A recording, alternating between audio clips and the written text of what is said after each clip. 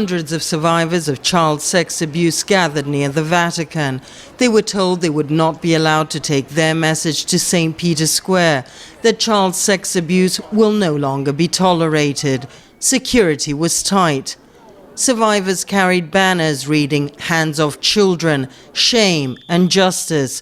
Wearing T-shirts with "Enough" emblazoned on them, demonstrators turned out from a dozen countries and lit candles as they spoke of their experiences.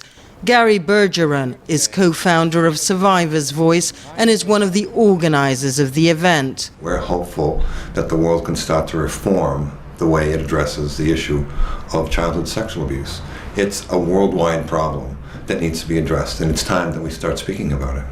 Bernie McDade, the other organizer of the event, says abuse suffered as a child is not something one can forget. It changed my whole life, and the effects of that are shattering, and they need to be dealt with by not only the individual, but by the world now, and not be denied or covered up.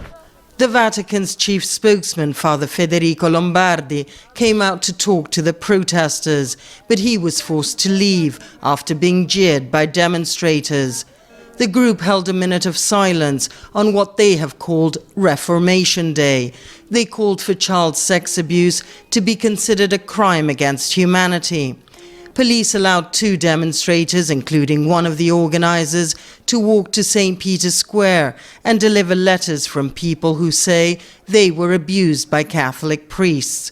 Pope Benedict XVI has apologized several times for abuse committed by priests, and he has met with victims during some of his foreign visits. The Vatican says tougher measures have been put in place to screen out seminarians who might become abusers.